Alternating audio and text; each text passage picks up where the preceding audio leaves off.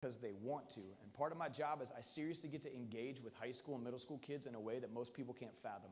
I've created the most watched TV show in schools in America. There are 10 million kids who watch this show every single week. It's in different languages. I get to watch myself speak Chinese, even though I don't know how to speak Chinese. Like, that's pretty awesome.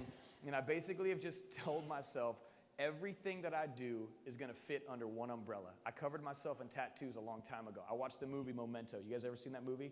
There's this movie where he tattoos himself so he can't forget. I was like 13. I thought that was tight and told myself I was going to do that when I got older. And so I tattoo everything that I'm trying to remember on my body. And the most important tattoo I have is this one on my left forearm.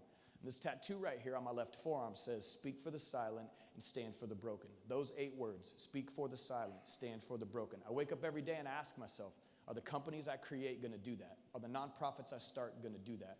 My little skate park isn't in a mall anymore. Today, my skate park is a 40,000 square foot warehouse for kids. It's one of the biggest youth centers in the world. Skateboarding, music, art, outreach, coffee, and community are my biggest passions. We have an all-age concert venue that stays open till 1 o'clock in the morning to give these kids a place to go on the weekends.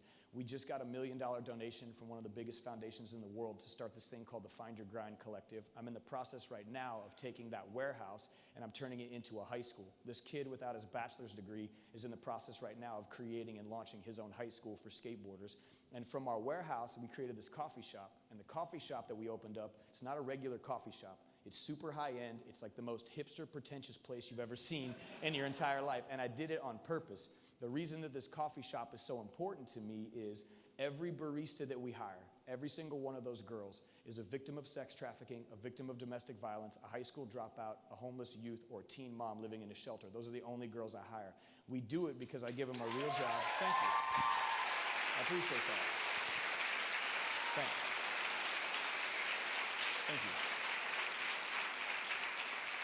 I appreciate it. The reason that I talk, like I could seriously, and I want to make one thing super transparent and clear with you guys. I've taken 0 paychecks from either nonprofit. The Bayer Skate for Change, I wrote into both bylaws that I would not one time in my life get a paycheck for those places. That's my passion, that's my purpose, that's not my paycheck. And so I don't take a paycheck for it. And so what happened is I started getting asked to speak all over the world. And so I literally took every speaking fee I ever got, dumped it back into both of those nonprofits, and have grown them to where they are to this day.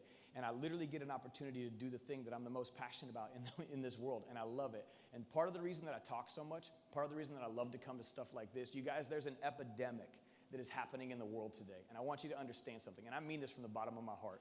Hashtags don't really help people. Like, tweets don't really do that much. Like, posting something on Facebook or Instagram doesn't help that girl who's being sex trafficked stop being sex trafficked. Those things take action. Those things take getting off Twitter, getting some dirt under your fingernails, and actually getting on the streets to make an impact. That's what those things take. One for one as a business model is great. Hiring a homeless person or empowering a at-risk youth and showing them what entrepreneurship and what work is all about, that changes a life. And that's what I care the most about. And so what I want to just basically throw out for you guys is, you're all in a different space. I get where you're at. Like, every one of you guys is trying to figure it out. Every one of you guys is trying to decide where you're going to go, what you're going to do, who you're going to be. You have all these dreams and these visions and these moments of what the future might look like. Some of you guys are just terrified you're going to have like ugly babies or something. I don't know. Like, everybody's got their like thing that they're worried about. But my challenge for you guys, my challenge would be this. Like, wherever you go, like whatever you do, whatever thing it is that you get into, I hope you guys make it your own. Because what I've noticed, the more that I've got to work with young entrepreneurs and all these kids, everybody's out there paying attention to everybody else's grind. People love to consume everybody else's content. I put out a ton of content myself, but a lot of you guys pay a lot of attention to everybody else's grind. But the way that you're going to make a difference, the way that you're actually going to make an impact, do a little research on your communities. Find out what they need. Find out who needs help. Find out how you can make a difference. It's cool to make money. It's cool to start businesses. It's way cooler to help people along the way and actually do something that's going to live past yourself. That means a lot more to this planet. And so my hope for you guys is really simple. If this like small town, like Midwest kid who didn't graduate college can start high schools, run nonprofits, own businesses, create companies, hire these girls and do this stuff, you guys can too. Like, there's literally nothing that's going to stop you guys from doing this stuff except for the part where you guys get in your own way. And so my challenge for you when you leave this place is find your grind, not somebody else's. Find like your thing and hold on to that, because when you get it, it's a pretty special moment. And that's why I love being able to come to places like this. And so I think I get to do like one of those mentorship things over there. I don't really know what that is, but I get to do one. And so hopefully I'll get to like answer as many questions as I can for you guys. I want to be able to just like kick it and chill and hang out with as many of you guys as I possibly can. We got a couple minutes left for some Q&A. Is that the way it works? All right, cool. So I'd love to be able to answer any questions I got, or you guys got for me. So I appreciate that. Thanks. Yeah. Thank you.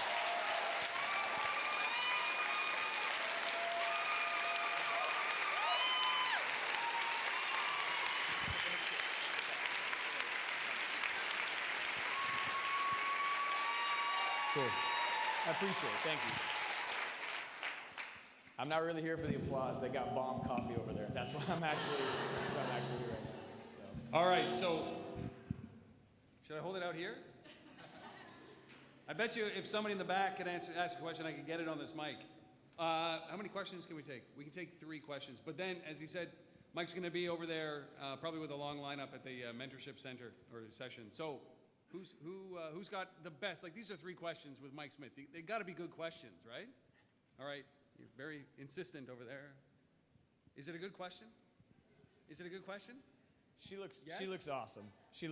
It's going to be a good question. Hello, my name is Anna. Thank you so much for your inspiration. And my question would be, how did you come over the people that said no to you? Because obviously they didn't believe in your idea. How did you get over that? Since it's like a nonprofit and it's really hard. Yeah, no, truthfully, you guys, like, and I think any one of these speakers who's way more qualified than me to stand on the stage, they're going to tell you the same thing. You're going to hear no way more than you're going to hear yes. You just are. Like, some of you guys, you're never going to get startup money. You're not. Some of you guys, like, you're going to literally start 4 or 5 companies and they're never going to work. Like, some of you guys, you're going to get told no a ton of times. But if I can take any life lesson from skateboarding, like, I've been told get out, go away, and no my entire life. And so I basically just took like that interaction and was like, oh, I've heard this before. That just means when you walk away, I'm coming straight back, all right? And so I just honestly, like, I built a habit of not being worried about people saying no. Like, I'm just not worried about it. And like, I don't need everybody to say yes. You know what I mean? Like, you don't need everybody to say yes. You need that one person. You just need that one VC people. You need one of these really talented business. You just need one of them to say yes. You don't need everybody to say yes. You just need one. And so honestly, like, the more no's you get, like, you're probably creeping closer to like your next yes. And so I would say, like, just keep fighting, like, keep plugging away. Because at the end of the day, like, if you really want it, go get it. Like, that's what it's all about. And so you're going to hear no a lot, and you got to just get really comfortable with it. And so that's just like what I did. Like, I took what I knew about skateboarding and just put it into the business world, and it's kind of helped. And so I don't know if that helps you or not. I'll give you a skateboard. You can try that. We'll figure that out, all right? Like, I don't know. Like, maybe that'll help. But get used to hearing no, you guys. You're going to hear it a lot. Everybody's trying to start a business today. Everybody's trying to be an entrepreneur because half of you guys can spell it. But, like, I'm telling you, like, everybody's trying to do this today, which means it's really saturated out there. So you're going to hear no a lot. So just get used to it. Oh, wait, I'm not in charge. Yeah, go ahead. Hello. What's up? My name is Hussein. You talked about many obstacles that you overcome. So what is a fear that you have yet to overcome today? Yeah, so like I said, I tattoo everything. So I have a tattoo that says, I don't fear failure, I don't fear haters, I don't fear doubters, I don't fear death. The only thing that I fear is mediocrity. And so my biggest fear is waking up and living a mediocre life. And so every day I get to wake up to try to fight the fear of creating mediocre companies, having mediocre relationships, or being a part of mediocre projects. And so for me, everything I do, I want it to be filled with impact and not something that's mediocre. And so I wake up every day fighting the fear of mediocrity, but that's also part of the drive that I have that keeps me rolling. And so that's the only thing I'm scared of. All right, Mike, over here, last question. Yeah. Hey Mike, thanks for all you do. First of all, I think it's amazing. My name is Camila, and I was wondering, how did you become international? How did that happen? When did that happen? Yeah, so Instagram, you know what I'm saying? Like, people found out about it. So no, I made if you ever want to see like really what happened, if you're gonna do some sort of like creeping on social later, I got invited to a celebrity charity golf event one time, and I didn't realize it was a celebrity charity golf event. And so I just showed up like taking pictures of famous people, because that's what you do when you're from Nebraska. And so, but they had a long putt contest, and it was basically like you got a chance to make this like 65-foot putt for $10,000. No one had ever made it. I walked up there, made this putt, and the putt that I made was in front of a lot of like X Games athletes and action sports athletes. But when I made the putt, they ask your name. I'll give you guys a little marketing tip. they're gonna ask your name if this things like this a lot, right? And a lot of you guys are gonna tell people what your name are. When they asked what my name was, when Red Bull asked so they could announce it, I didn't say my name, and I didn't put like my Insta handle. I didn't put Mike Smith Live. What I put down was Skate for Change. And the reason I did it is if they're gonna read your name out really loud in front of a bunch of rich, influential people, when they were like, next up is Skate for Change, all these people were like, what's Skate for Change? And I was like, funny you should ask, rich person whose money I need. Let me tell you all about my charity that I got going on right now. And so, yeah. And so they read off Skate for Change. I walked up, sunk a putt, and basically Red Bull did a story about it. We got to film some cool stuff that went all over the world. And so with the power of YouTube, the power of Instagram, and the power of making cool videos every day, I've been able to travel all over the world and be able to try to inspire people to give back because they want to, not because they have to. And so that's how it happened for me. But it's a really good question. I appreciate your time. Thank you guys very much.